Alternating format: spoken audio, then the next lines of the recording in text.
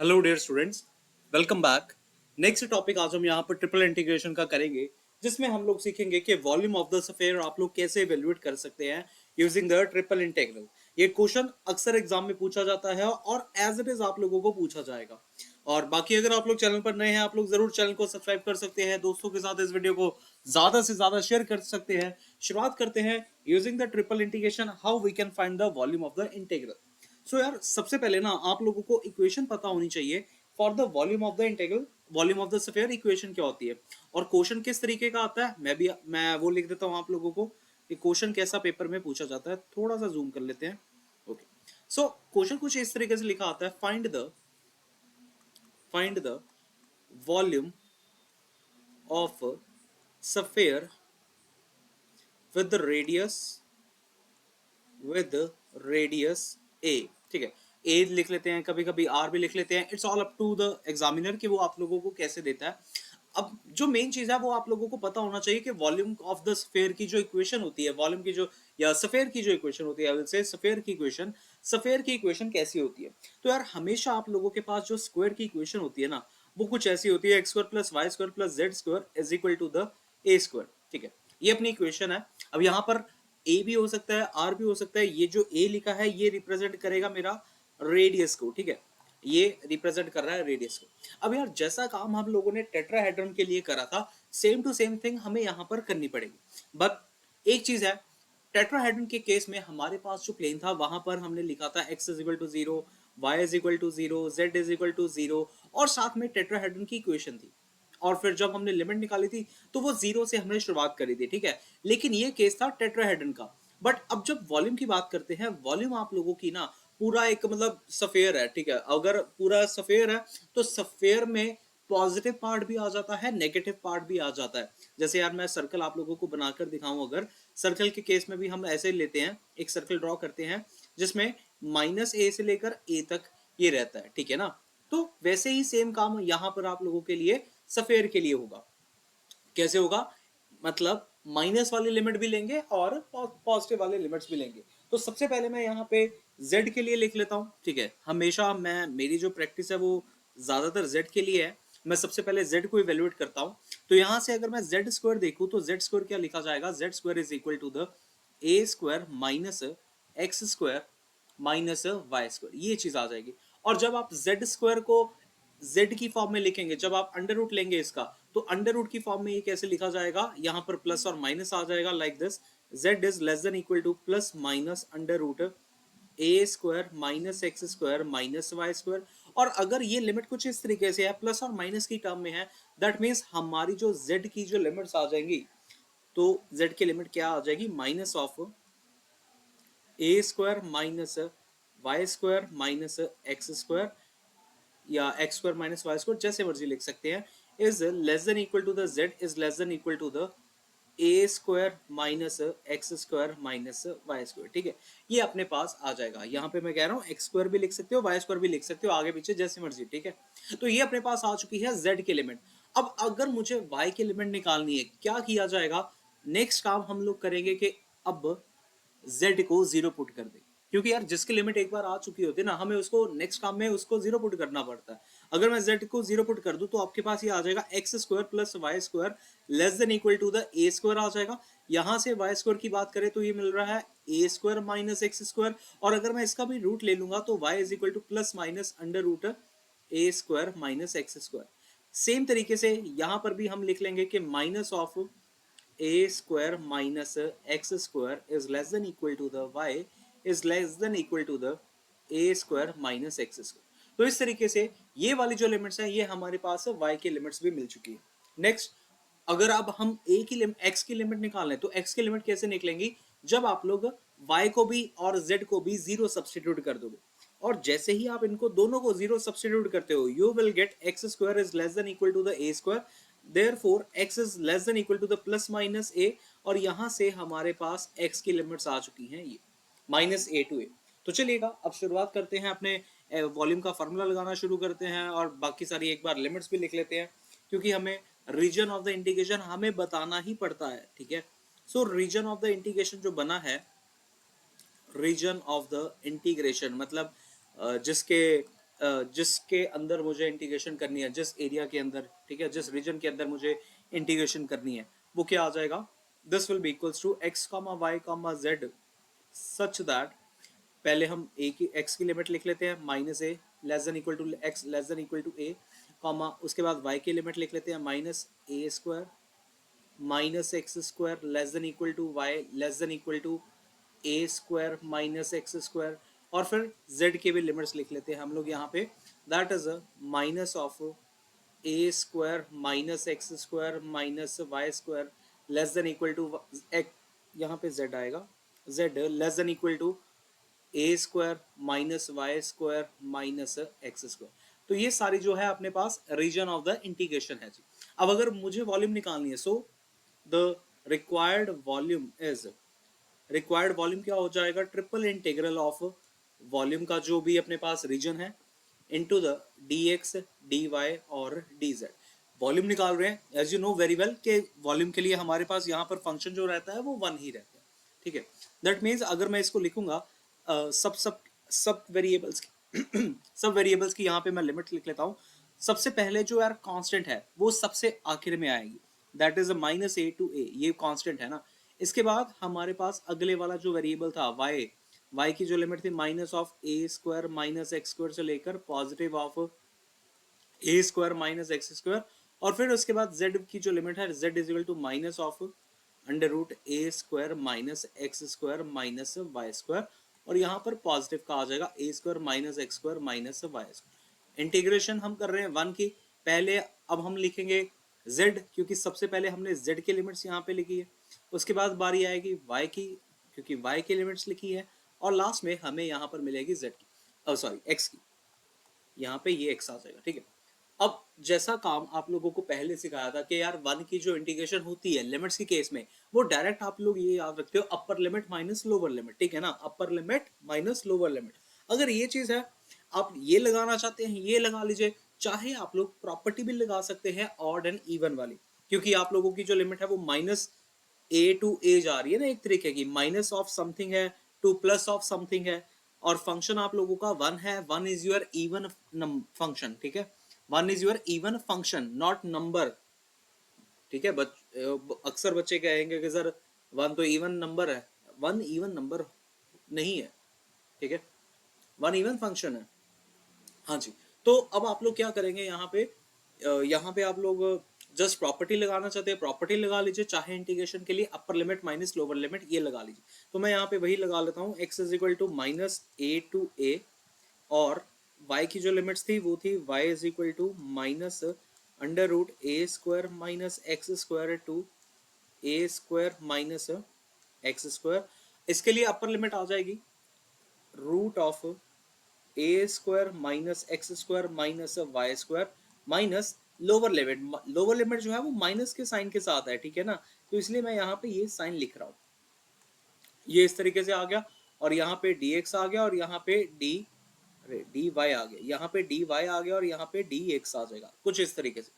Next काम जो हमें करना पड़ेगा, यहाँ पे देखिएगा ये माइनस और ये माइनस यहाँ पे हमें मिल जाएगा प्लस, और प्लस करेंगे तो ये वाली टर्म, ये वाली, ठीक है, ये वाली टर्म और ये वाली टर्म आप लोगों की ऐड हो जाएगी, ऐड हो जाएगी तो डबल हो जाएगी, दैट मीन्स टू आ जाएगा, और इस टू को मैं अपने इस इंटीग्रेशन से बाहर निकाल सकता हूँ, that is x is equal to minus a to a, और यहाँ पे y वाली जो लिमिट है उसको ही हम लिख लेते हैं minus of a square minus x square, यहाँ पे लिख लेते हैं a square minus x square, और ये जो फंक्शन आया है ये फंक्शन आया a square minus x square minus y square. अब इंटीग्रेशन हम पहले करेंगे with respect to the dy, then हम लोग इंटीग्रेशन यहाँ पे करेंगे with respect to the x, ठीक है। अब ये कैसे करते हैं भाई, बड़ा सीधा सा बात है यार, बड़ी सीधी सी बात है, आप लोगों को ये पता होना चाहिए कि ए स्क्वायर माइनस एक्स स्क्वायर, ये जो पार्ट है ना ए स्क्वायर माइनस एक्स स्क्वायर, ठीक है, ये इसमें एक कांस्टेंट जैसे ट्रीट होगा, ये कांस्टेंट जैसे ट्रीट होगा, और अगर ये चीज कांस्टेंट जैसे ट्रीट हो रही है, बाकी की जो चीज रहेगी वो आपके पास वेरिएबल की फॉर्म में होगी।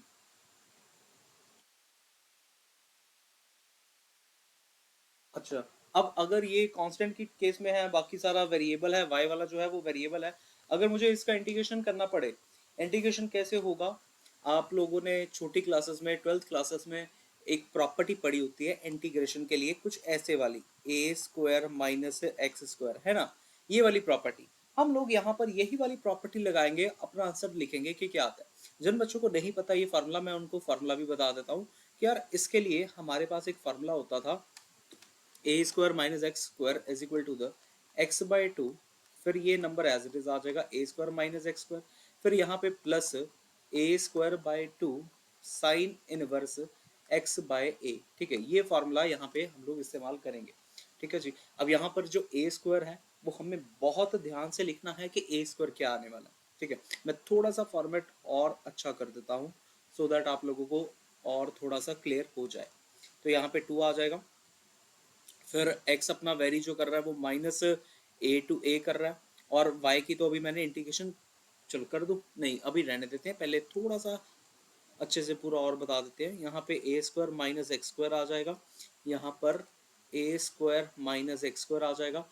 इसको ना, इसको जो ये लिखा गया रूट ए स्क्वायर, यहाँ पे भी मैं ना एक और रूट ले लेता हूँ, कुछ ऐसे ए स्क्वायर माइनस एक्स स्क्वायर, इसका रूट, ये ऐसे लिख सकते हैं यार। ठीक है, और ये रहा वाई स्क्वायर, और पहले इंटीग्रेशन डी वाई के विद रिस्पेक्ट टू, फिर डी एक्स के विद रिस्पेक्ट। ठीक है, ये इस तरीके से होने वाली चीज है। अगर ये इस तरीके से होने वाली चीज है, आप लोगों को पता चल रहा होगा कि ये वाले जो टर्म है ये मेरी ए टर्म है, ये वाले मेरी टर्म वेरिएबल वाली टर्म।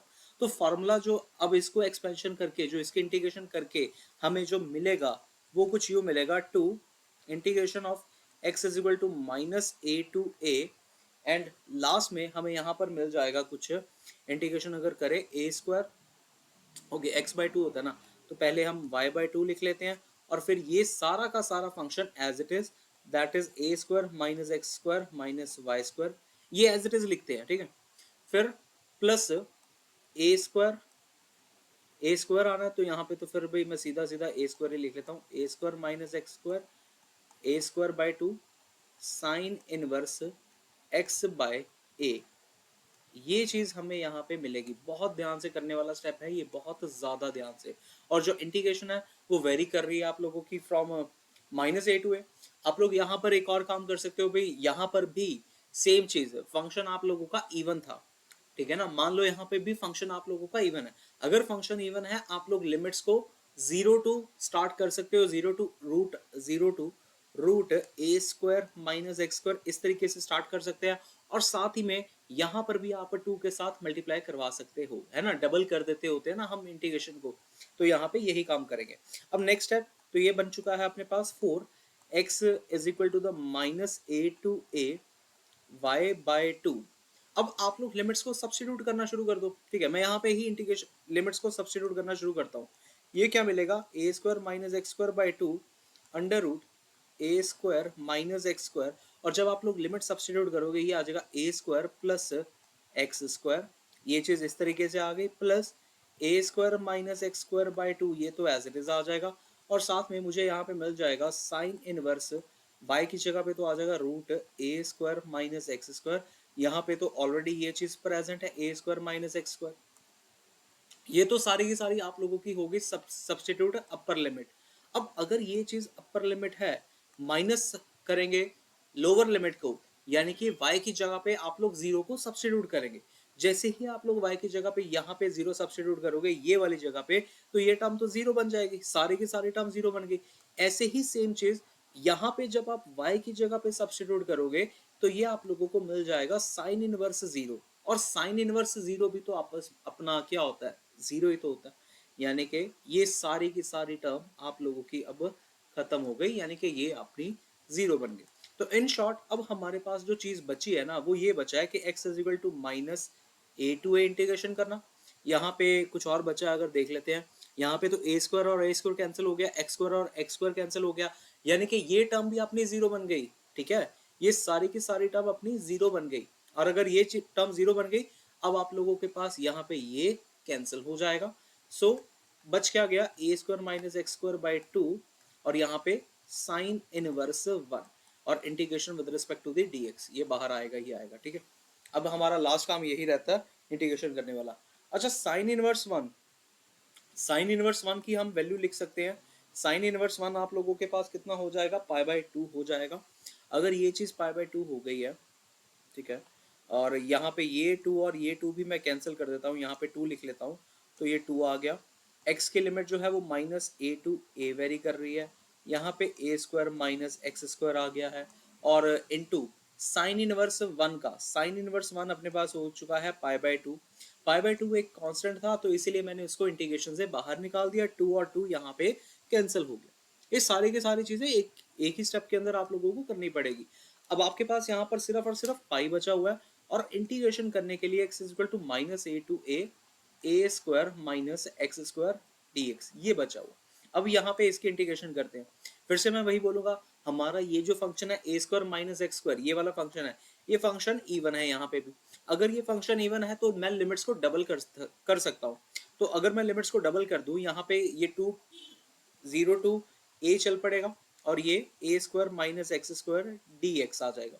ये चीज मिल गई। अब लास्ट में सिर्फ इतना काम अब रह गया है कि जस्ट हमें इंटीग्रेशन करनी है। That is this will gives you, देखना भाई क्या मिलता है यहाँ पे, टू पाई यहाँ आ गया, ए स्क्वायर तो एक कांस्टेंट है, कांस्टेंट की इंटीग्रेशन जीरो तो होती नहीं, कांस्टेंट की इंटीग्रेशन क्या होती है, एक्स होती है, तो यहाँ पर एक्स आ जाएगा, माइनस एक्स स्क्वायर की इंटीग्रेशन आप लोगों को एक्स क्यूब मिल जाएगी, एक्स क्यूब बाय थ्री मिल जाएगी, और जो लिमिट है, लिमिट वेरी कर रही है फ्रॉम जीरो टू ए।